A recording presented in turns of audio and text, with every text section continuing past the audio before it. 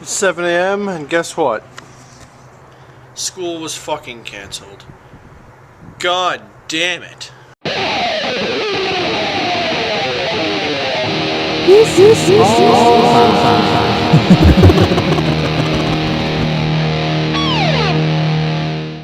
one day I wanted more than ever to go to school.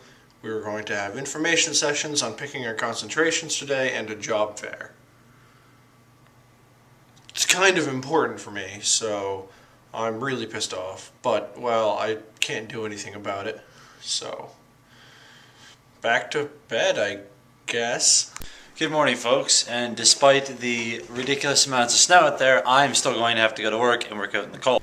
That being said, I also want to point out today that for those of you who still use it, or for those of you who know of it, I went to go to LiveJournal today to post something, and their main page and every page consecutively that you click on any other page that you can get working, bring you to this.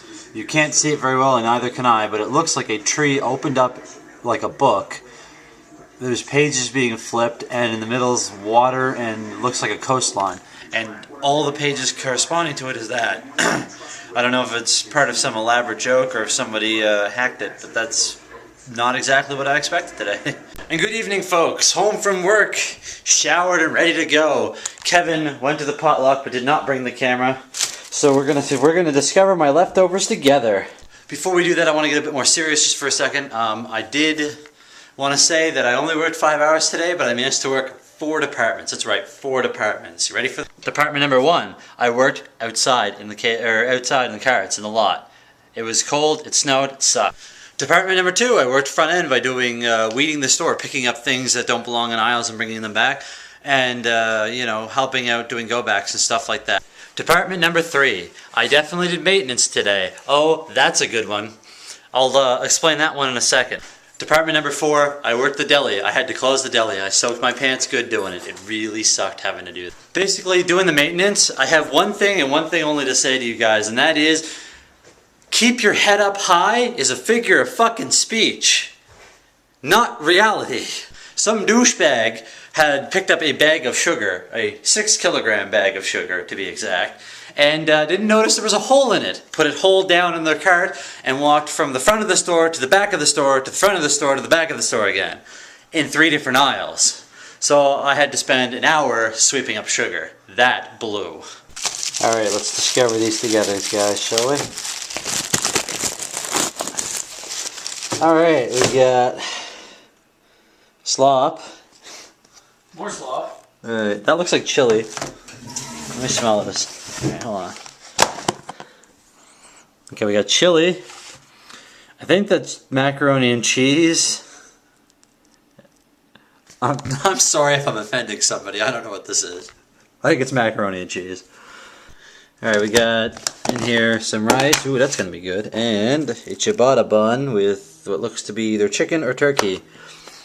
Jeff sent me a text message to say a gigantic sandwich for a gigantic man. So let's see if it holds up true. My apologies, guys. I totally left here for Ria's, and then on the way out the door, I was like, I'm forgetting something.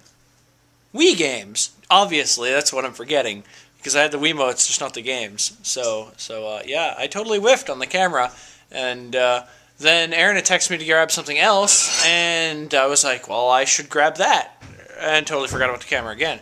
Got to Ria's, waited around for Jeff. Jeff actually made it home before we were supposed to leave somehow. I think he like flew a carpet or I don't know. And then on the way to the bus stop to catch the 542-52, I was going to do something funny to Jeff on the way there. I was like, I should film this. Oh, I don't have the camera.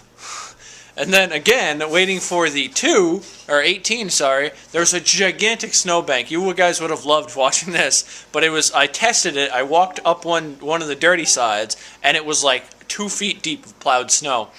But it was really soft. So I gave my crap to Rhea, and gave all of my valuables, like my phone and keys, to Jeff, and then totally Supermaned right into the snow pile. You would have loved it, but I totally whiffed the camera.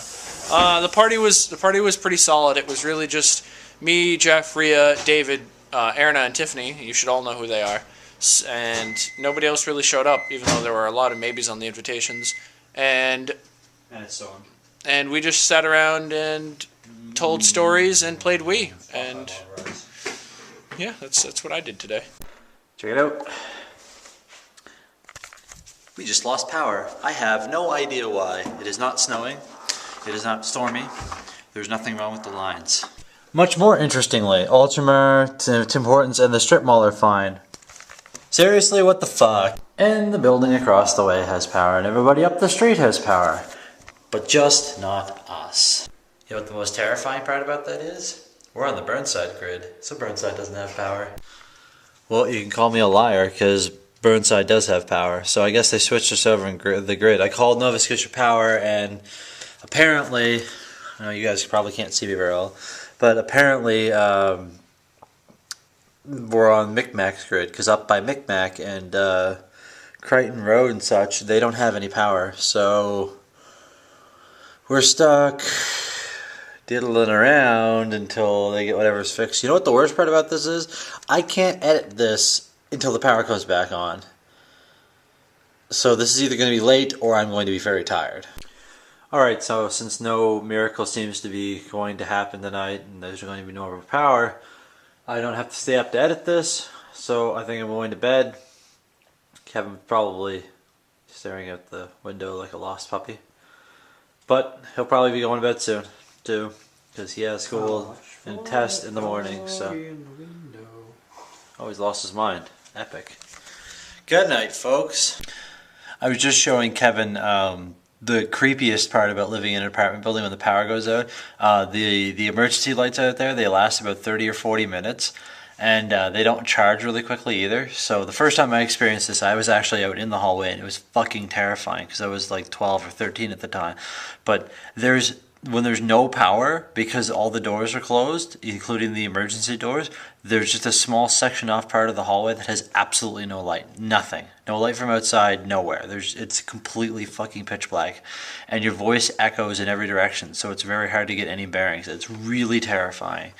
And I showed him that. I would love to show you guys, but you can barely see me as it is, so it's not going to be much different for you. But yeah, it's pretty terrifying. So that afterthought being done, I'm going to go get some sleep. Night.